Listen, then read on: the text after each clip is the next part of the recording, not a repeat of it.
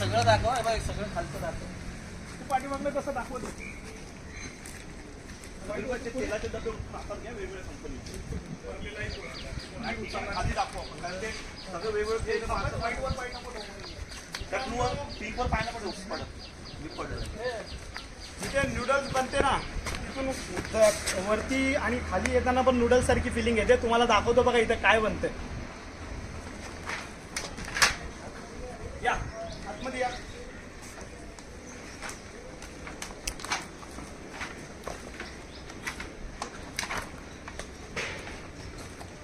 इथे बनत आहे अखंड नवी मुंबईमध्ये सप्लाय होणारी सगळ्या लहानांपासून ते वयोवृद्ध लोकांची फेवरेट असणारी चाऊमिन नूडल्स. या इकडे चाऊमिन नूडल्स कोणत्या अवस्थेत बनते पाणी बघा. चाऊमिन नूडल्स साठी जे पाणी वापरलं जाते ते पाणी बघा. सगळ्यात प्रथम पाणी बघितलं. आता सगळ्यात महत्वाचा इन्ग्रेडियंट आहे जो मैदा. त्या मैद्यांवरती मास्क्या बघा. मशीन मैदा मशीन. त्यांना कोणत्याही पद्धतीचा अशी स्वच्छता असावी अशी कोणत्याही पद्धतीची त्यांनी काळजी घेतलेली नाहीये.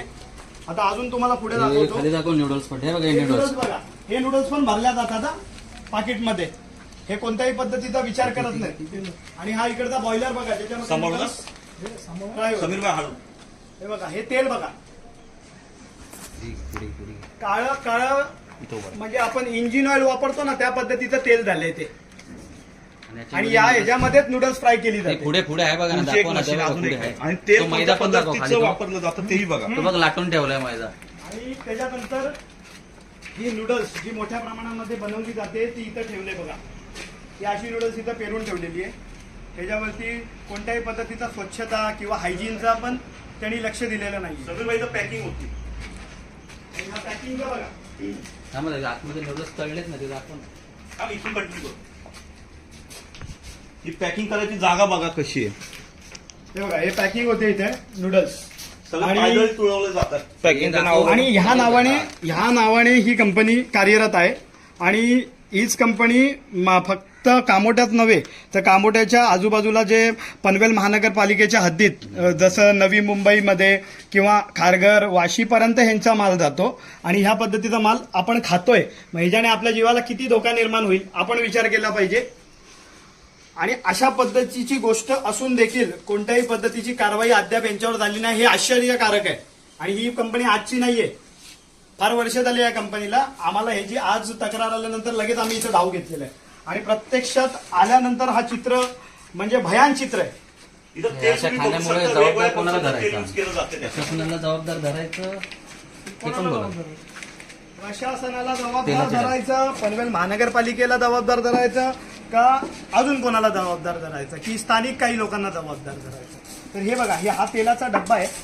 हा तेल याच्यामध्ये भरलेला आहे. वेगवेगळ्या कंपनीच्या तेलाचे डब्बे आहेत इथे. एक मिनिट म्हणजे तुम्ही कंपनी बघू शकता. इंडिपेंडन्स ऑइल, त्याच्या खाली केपी ऑइल्स, इथं तुम्ही बघू शकता स्टार रिफाईन.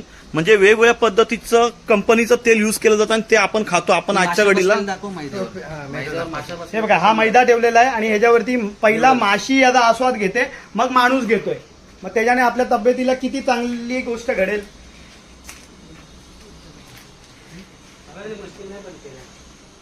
ते पळून गेले. ते पळून गेले. त्यावेळेला आम्ही इथे आलो त्यावेळेला जे इकडचे वर्कर्स होते ते सगळे त्यांनी इथून पळ काढलेली आहे. कारण त्यांना कळलेलं आहे की त्यांची चुकी आहे. चुकी नसती तर एवढा मोठा साम्राज्य घाणीचं साम्राज्य ठेवून ते पळाले नसते. तर ते गुन्हेगार आहेत म्हणून ते इथून पळ काढलेला आहे त्यांनी. पण आम्ही पण त्यांना सोडत नाही. कारण की सामान्य नागरिकांच्या जीवाला धोका जिथे असेल तिथं महाराष्ट्र नवनिर्माण सेना आवाज केल्याशिवाय राहणार नाही. आणि सामान्य माणसाला हे खाद्यपदार्थ चांगल्याच पद्धतीचं मिळालं पाहिजे. त्याच्यासाठी आम्ही सगळे महाराष्ट्र सैनिक जमलोय. आणि ह्याच्यावर जर कुठला चाप नाही बसला तर आज आम्ही 10 जण आलेलो आहे. इथे 200 जण उभे राहतील. प्रशासनाने कारवाई नाही केली तर आम्ही आंदोलन करू त्याच्या संदर्भात. या